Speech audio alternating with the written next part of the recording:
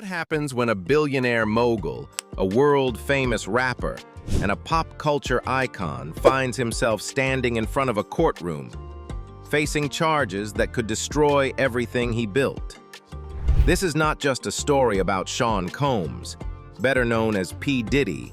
This is about power, money, racketeering, celebrity, and the fine line between innocence and guilt in America's justice system.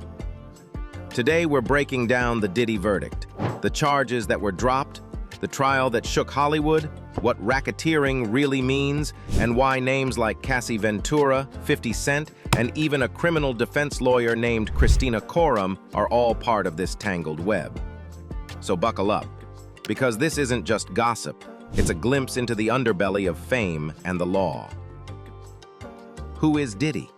Before the verdict, the trial, and the shocking headlines, there was a young man from Harlem named Sean John Combs, or as the world knows him, Puff Daddy, P. Diddy, or simply Diddy.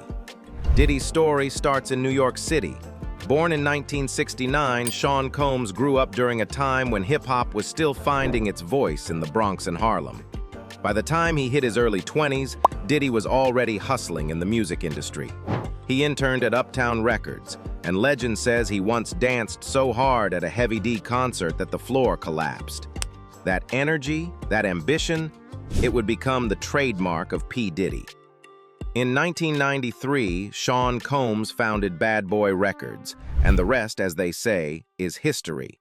He signed the notorious B.I.G., better known as Biggie Smalls, and together, they changed rap forever. The East Coast versus West Coast rivalry, Tupac versus Biggie, the MTV Era, Diddy was always in the frame. He produced hit after hit, reinvented himself as a performer, a designer, an entrepreneur. He sold us Ciroc vodka, designed Sean John clothing, and threw parties that the tabloids still talk about. By the 2000s, P. Diddy wasn't just an artist, he was a brand, a mogul, a billionaire in the making. But as Diddy's wealth grew, so did the whispers. Whispers about parties, deals behind closed doors, NDAs, and the hidden cost of living life at the top. The scandal unfolds. Fast forward to 2023, when the whispers became headlines. Rumors of lawsuits, shocking allegations, and federal investigations burst onto the internet like wildfire. At the center of this storm, an accusation that didn't just involve typical celebrity drama, but words like racketeering. For most of us, racketeering sounds like something from an old mafia movie. But what is racketeering really, and how did Diddy get tangled up in it? So what is racketeering? Racketeering is a term that came to fame during America's war against organized crime. Think Al Capone, the mafia, the mob bosses of the 1920s. The Racketeer Influenced and Corrupt Organizations Act, or RICO, was designed to take down criminal organizations. It means committing organized illegal acts as part of an enterprise. Extortion, bribery, fraud, money laundering. The list goes on. So when news broke that Sean Combs was being investigated for racketeering, jaws dropped. Because racketeering doesn't mean a one-time mistake. It implies an organized system of illegal activities. For a man who built an empire on his image, these allegations threatened everything. The charges and the trial. So what exactly were the charges? And how did Diddy end up facing a criminal defense lawyer instead of just another tabloid rumor? Multiple lawsuits began piling up, but one name caught everyone's attention: Cassie Ventura. Cassie wasn't just a name on a lawsuit, she was Diddy's former girlfriend, a singer he once managed, and someone who'd been by his side for years. Her claims were serious, and while they didn't directly form the basis for the racketeering charges, they opened the door for more allegations, more scrutiny, and eventually, federal eyes on Diddy's entire operation. The prosecutors alleged that Diddy used his influence, his wealth, and his network to create an environment where illegal acts were covered up. Witnesses were silenced, and money changed hands behind the scenes. Meet the defense, Kristina Khorram. When the stakes are this high, you don't hire just any lawyer. Enter Kristina Khorram, a name you might not have known before. but one that's now etched into this case's history. Khorram is a respected criminal defense attorney, the type who knows how to navigate complex federal trials. Her strategy? Attack the credibility of witnesses, challenge every piece of evidence, and remind the jury that accusations alone don't make someone guilty.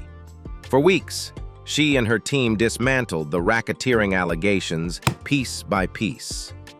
Diddy himself stayed mostly silent. His legal machine did the talking. 50 Cent enters. But what's a high-profile celebrity case without a little celebrity drama on the sidelines? Enter 50 Cent, Diddy's longtime frenemy. Curtis Jackson, aka 50 Cent, has never shied away from throwing shade. When the Diddy trial updates started hitting Twitter and Instagram, 50 was one of the loudest voices commenting, mocking Diddy, hinting at secrets, and using the scandal to boost his own brand. Some called it petty, others called it brilliant PR. But one thing's for sure, it kept the story trending. The verdict, charges dropped. And then, the twist. After months of speculation, shocking testimony, and endless memes, the big news hit. The charges were dropped. So what happened? According to insiders, the prosecution struggled to tie the allegations directly to Diddy as part of an organized crime ring, the heart of any racketeering case. Without rock-solid proof, the case risked collapsing in court. So, in a move that stunned critics and relieved fans, the judge agreed to drop the racketeering charges. Civil suits? That's another story, but criminally, Diddy walked. What does it all mean? So, what does this verdict really mean for Sean Combs, and for the rest of us watching from the sidelines? First, it's a reminder that in America's legal system, you are innocent until proven guilty. Hype, rumors, and viral tweets are not evidence. Second, it's a glimpse into how fragile celebrity empires can be. One accusation, one investigation, and your billion-dollar brand is on the line. Cassie Ventura's lawsuit and others may continue in civil court. P. Diddy's reputation. Some say it's forever tarnished. Others say he's weathered storms before and will simply reinvent himself again. The aftermath and the future. So what's next for Diddy? Will he stay quiet? Double down on his businesses? Retire to private islands? Or come back with another hit record, another brand, another comeback story? If history tells us anything, it's that Diddy is a survivor. He's been counted out before. From the East Coast versus West Coast feud that took Biggie from him, to the lawsuits, the tabloid scandals, the business flops, Sean Combs has a habit of landing on his feet. As for 50 Cent, he'll keep trolling. As for the lawyers like Kristina Khorram, they'll keep building their reputations on these high-profile wins. Final thoughts.